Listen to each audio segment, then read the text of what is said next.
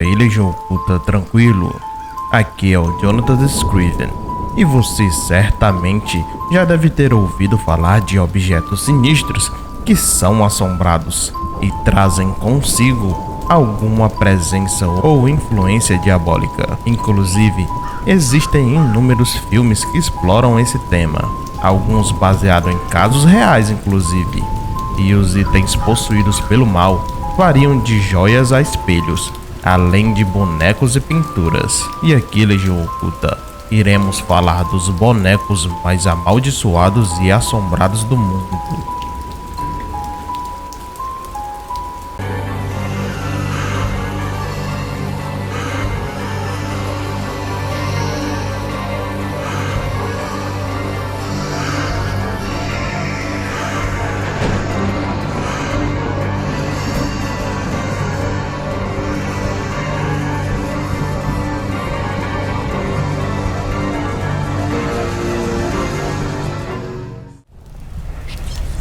Mandy é uma boneca de porcelana feita na Inglaterra ou na Alemanha entre 1910 e 1920 e foi doada para o Museu de Quesnel em 1991. Os funcionários do museu disseram escutar um barulho de uma criança chorando de dentro do porão do museu. Porém, a única coisa que conseguiram encontrar era a boneca e alguns itens velhos no local. Assustados e até mesmo intrigados com a situação, eles resolveram mudar a boneca do local. Embora o tivesse parado, acontecimentos estranhos continuaram a acontecer quando Mandy recebeu uma nova residência no museu. Passos podiam ser ouvidos quando havia ninguém por perto, e o material de escritório, tal como lápis, livros, sempre desapareciam e reapareciam em outros lugares. O museu levou algum tempo para decidir onde colocar Mandy. Alguns visitantes do museu já alegaram ter visto seus olhos piscarem, o que de certa forma atrai mais curiosos ao local. Pupa foi feito na década de 1920 para se assemelhar à sua proprietária italiana. Essa tendência continua até os dias de hoje com as bonecas, mas naquele tempo eram feitas com o cabelo da própria proprietária. A proprietária de Pupa costumava dizer que era capaz de se comunicar com a boneca, e depois que ela morreu em 2005, a sua família resolveu colocar Pupa em uma caixa de vidro, como uma lembrança. Porém, coisas estranhas começaram a acontecer. Periodicamente, a boneca é vista mudando de posição, além de mudanças na sua expressão facial e agitações no vidro, como se algo estivesse implorando para sair. Em 1896, uma empregada, praticante de voodoo segundo a história, descontente com seus patrões, resolveu fazer algo para retribuí-los. Deu de presente ao filho do casal, Robert e Eugene, um boneco de 1 metro de altura e recheado de palha. Tinha um rosto humanizado e se tornou muito adorado pelo garoto. Ele decidiu chamar o boneco de Robert. O boneco se tornou companhia inseparável de Jenny. Seu pai costumava ouvi-lo constantemente falando com o boneco. Isso seria normal se os pais não ouvissem Jenny respondendo a si mesmo com uma voz completamente diferente da sua. Coisas estranhas começaram a acontecer. Vizinhos diziam ver Robert aparecer de janela em janela quando a família estava fora de casa. Jenny começou a culpar Robert quando algo errado acontecia. Seus pais diziam ouvir risos do boneco e podiam jurar ver o vulto de Robert correndo pela casa. Jenny começou a ter pesadelos e acordar gritando. Quando seus pais entraram no quarto, encontravam o bagunçado com móveis virados, com o menino encolhido com medo e o boneco nos pés da cama sentado. Foi o Robert, e o boneco então foi colocado no sótão e ficou lá por muitos anos. Quando os pais de Jenny morreram, ele redescobriu Robert no sótão, e o poder de Robert sobre Jenny era forte, e no momento em que Jenny pôs os olhos em Robert, sua influência pôde ser sentida novamente. A esposa de Jenny sentia-se desconfortável com o boneco, e um dia cansou-lhe do olhar incômodo do boneco e o devolveu ao sótão. Jenny ficou chateado e exigiu que Robert tivesse um quarto só para ele, de onde ele pudesse ver a rua pela janela. Ele colocou o boneco em um quarto próximo à janela. Pouco depois, a sanidade de Jenny começou a ser questionada. Os cidadãos de Key West ouviram falar de Robert e sua maldade. Muitos diziam ver Robert na janela rindo de suas caras quando passavam pela casa. Crianças evitavam passar perto da casa com medo do olhar maligno de Robert. E Jenny disse que certa vez, ao visitar Robert em seu quarto, encontrou-o na cadeira de balanço com raiva de seu quarto.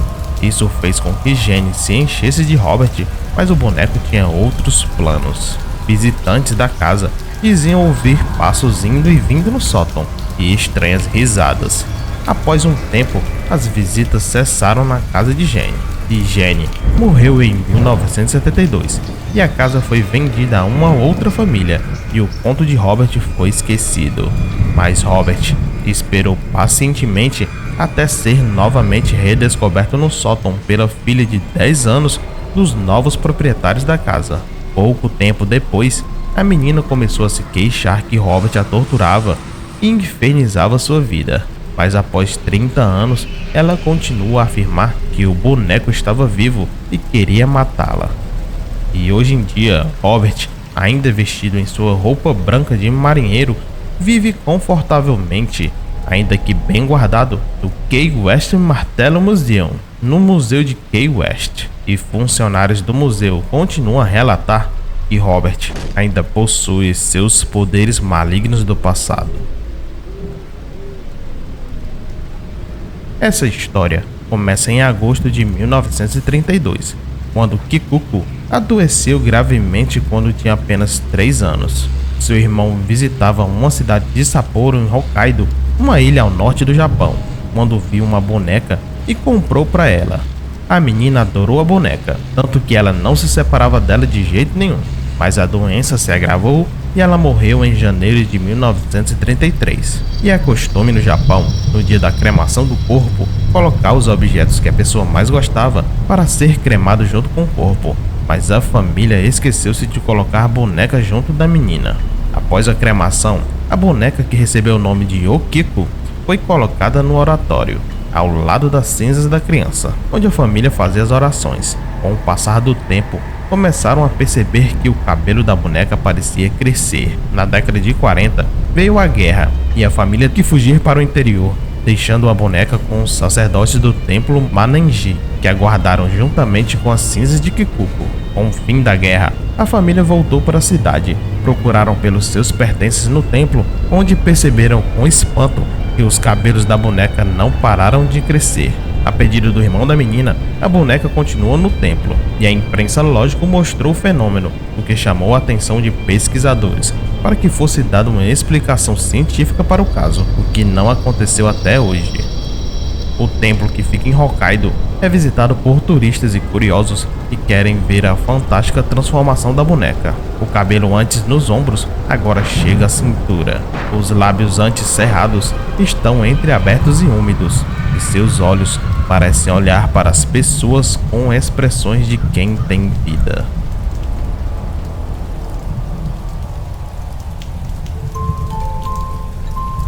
Na década de 70, nos Estados Unidos, a jovem Donna foi presenteada com uma antiga boneca por sua mãe. Ela havia acabado de entrar para a faculdade e dividiria um apartamento com sua amiga Eng, uma enfermeira. Apesar de ter achado o presente um tanto infantil, Donna deixava a boneca sobre sua cama todas as manhãs. Foi então que ela e Eng começaram a perceber coisas estranhas acontecendo no apartamento.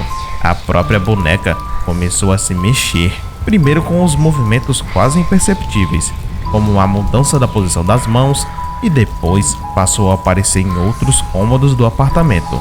Para deixar as coisas ainda mais estranhas, mensagens a lápis em um pergaminho super antigo começaram a surgir na casa. Donna achava aquilo tudo muito medonho, até porque ela e sua amiga não tinham aquele tipo de material tão antigo. E as mensagens também eram arrepiantes, sempre pedindo ajuda. Donna e Eng resolveram recorrer a um médium quando encontraram certa vez as mãos da boneca ensanguentadas. Foi então que elas descobriram que o espírito de uma menina, Annabelle Higgins, que morava naquele mesmo apartamento, possuía a boneca. Aparentemente, Annabelle só tinha 7 anos quando morreu, que havia encarnado no brinquedo por precisar de atenção e carinho. Donna então se compadeceu com a história e permitiu que a boneca possuída permanecesse na casa. Mas parece que essa não foi uma boa escolha. Coisas ruins começaram a acontecer. A boneca inclusive tentou matar enforcado um amigo de Donna, que dormiu no apartamento à noite.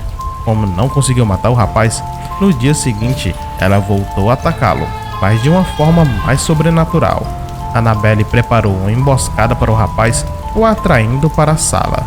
Quando estava sozinha com ele, um ser invisível lhe enfiou as garras no peito, deixando sua pele cortada e sua camisa cheia de sangue.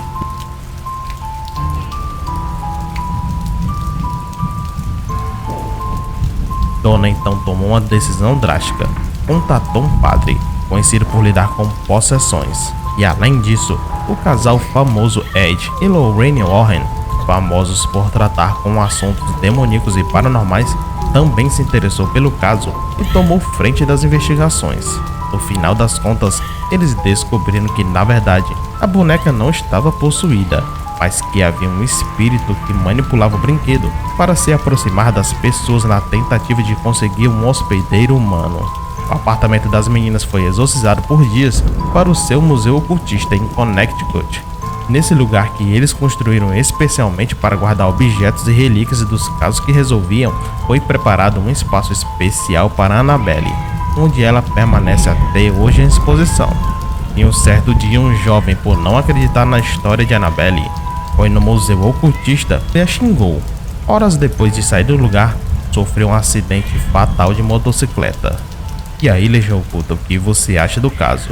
Você acha realmente que espíritos ou demônios podem possuir objetos como bonecos? Qual sua opinião sobre